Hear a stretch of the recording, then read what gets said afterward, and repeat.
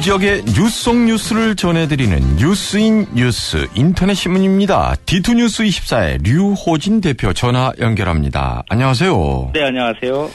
애초부터 세종시로 오기로 되어 있는 미래창조과학부의 과천 잔류 얘기가 또 솔솔 나오고 있네요. 네, 사실 지역에서는 이러다 보니까 제2의 이 세종시 수정안이다 하면서 이제 반발하고 있는데요. 지금까지 나오는 것을 좀 정리를 해드리면은 정부가 국민안전처하고 인사혁신처만 이제 세종시로 이전키로 하고 이와 관련해서 이 이전 기관 고시안과 계획을 마련해서 오는 23일 날 공청회를 열 예정으로 있는데요.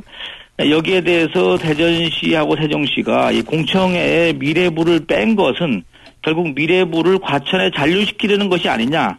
이렇게 지금 이 의혹을 사지 않을 수 없다. 이렇게 하면서 반발하고 있습니다.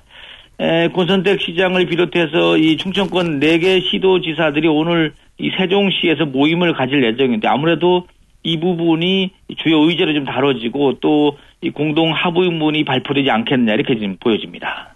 요런 수렴을 위한 공청회인데 이 공청회의 미래부 자체를 빼버렸습니다. 네, 그렇습니다. 상황이 이렇게 되니까 이춘희 세종시장은 어제 기자회견까지 열었던데요. 네, 그렇습니다. 어제 기자회견을 열고 법적인 문제를 우선 짚었는데요. 이 행정도시건설특별법 제16조를 보면은 거기는 외교, 통일, 법무, 국방, 여성가족, 안전행정 6개 부처를 아예 명시해서 6개 부처를 제외하고는 그러니까 나머지 부처는 모두 세종시로 이전하도록 명시돼 있다 얘기를 하면서 따라서 미래부가 마땅히 세종시로 옮겨야 되고 이거를 얼버무리는 것은 결국 법과 원칙을 위반하는 것이다 이렇게 주장을 했습니다. 그러면서 미래부를 과천에 잔류시키려는 움직임은 이 제2의 이 세종시 수정안과 비견되는 무책임한 행위라면서 세종시 원안 사수 차원에서 이 강력히 투쟁을 펼치겠다 이렇게 경고를 했습니다. 지역의 시민단체와 정치권에서는 일제히 성명서가 나왔죠? 네, 그렇습니다. 이례적으로 어제 성명서가 일제히 나왔는데요. 먼저 정리를 해드리면 이 세종 참여자치시민연대는 어제 기자회견을 가져서 정부의 미래부 잔류 방침은 이 500만 충청도민을 우롱하는 것이다 하면서 이 국가 균형 발전을 염원하는 이 전국의 모든 세력과 연대해서 싸워나가겠다 이렇게 밝혔습니다. 또 정치권에서는 이 새정치민주연합 이 세종시당도 논평을 냈는데요. 업무 연관성이 많은 미래부가 이전하지 않아서 이 새로운 형태의 이 비효율을 초래하고 있다 하면서 이 세종시 이전을 관부에 즉각 고시하라 촉구를 했습니다. 새누리당 세종시당도 성명을 내고 이 미래부의 세종시 이전은 법적으로도 정치적으로도 당연한 것이다 하면서 더 이상 불필요한 논쟁은 국가 균형 발전을 위해서 바람직하지 않다 강조를 했습니다. 어제 대전시도 이례적으로 이 성명을 하나 냈는데요. 세종시 이전 계획에서 제외되는 6개 부처를 제외하고 나머지는 세종시로 오는 건 당연하다 이렇게 지적을 했습니다. 특히 대전시의 경우는 뭐 이런 여론이라고나 할까요? 우리가 달라는 것도 아니고 애초부터 주기로 약속까지 해놓고 자꾸 이렇게 뜨뜻미지근한 사례가 한두 번이 아니었는데 말이죠. 사실 대전 같은 경우는요, 이 인근에 세종시가 건설된다는 것 때문에 그때 당시에 기업도시나 혁신도시 내에서 소위 말하면 타 이 지역에서 혜택 받는 것이 전혀 없었거든요. 예. 그런 차원에서라도 이 중부권에 오기로 한 약속은 지켜져야 됐다. 이런 논리인 것 같습니다. 예. 대전 시내버스의 임금 협상이 타결됐죠? 네, 그렇습니다. 이 버스 운송 사업 조합 측하고 노조 측이 지난 3월 20일부터 협상을 시작해서 15차례 마라톤 협상을 벌였다고 합니다. 어제 단체 협상이 마무리가 됐는데요. 지금 대략 시급 3.65% 인상하는데 합의를 했다고 합니다. 아무래도 이제 노사가 그동안에 이제 합의점을 계속 못 찾았는데 과도한 임금 인상은 결국 이 대전시 재정 부담을 가중하고 또 이 서민 경제에 영향을 미친다. 여기에 인식을 같이 해서 시급 3.65% 인상에 합의했는데요. 버스 노사는 2008년부터 지금 8년째 무분규 이 타결을 이뤄냈습니다. 네. 오는 19일 그러니까 이 다음 주 토요일 대전 중앙로가 차 없는 거리로 운영될 예정인데요. 네, 그렇습니다. 대전시는 원도심 활성화 시책의 하나로 매월 셋째 주 토요일을 차 없는 거리 운영한다고 지금 하는데요. 여기에 첫 번째로 오는 19일 날 중앙로 차 없는 거리가 운영될 예정입니다. 우선 1구간, 그러니까 도청의 옛 충남도청에서 중앙로 내거리 구간에는 사회경제적 박람회라든지 시민들을 위한 무료 체력 측정이 지금 진행이 되고요. 2구간, 그러니까 중앙로 내거리에서 목적교까지는 어린이 청소년을 위한 공간으로 뭐 놀이 퍼포먼스라든지 청소년 음악회가 열릴 예정이고 3구간, 그러니까 목적교에서 대전역까지는 시민 공모 사업 공연이 펼쳐질 예정이라고 합니다. 예. 교통 대책은 어떻습니까? 네, 19일 날은 오전 5시부터 오후 9시까지 차량이 통제가 되는데요. 시내버스도 첫 차부터 오후 9시까지는 한시적으로 우회 운행하게 되겠습니다. 그리고 이제 중앙로 차 없는 거리가 앞으로 10월 17일, 또 11월 21일, 그리고 12월 24일 세 차례 지금 올해 진행이 되고요. 내년부터는 혹한기, 그러니까 1, 2월과 7, 8월을 제외하고는 매달 운영될 예정이라고 합니다. 담뱃값 인상으로 금연 효과를 기대했습니다만 정작 정부의 세금 수입만 늘었다라는 지적이 국회에서 나왔죠? 네, 그렇습니다. 이 담배 판매량을 봤더니만 뭐 지금 예년 수준을 완전 회복했다라는 자료인데요. 한국담배협회가 이 국회에다 제출한 자료를 보니까 지난 7월 한 달간 담배 판매량이 3억 5천만 갑인데요. 최근 3년간 월 평균 담배 판매량이 3억 6천만 갑인데 대체적으로 지금 그 수준을 따라왔다고 합니다. 예.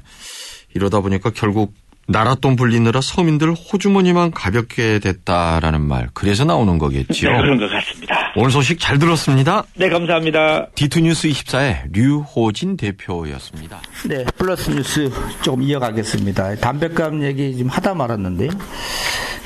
올해 7월 달 담배 판매 통계를 봤더니만은 3억 5천만 갑인데요. 이게 최근 3년간 월 평균 담배 판매량 3억 6천만 갑.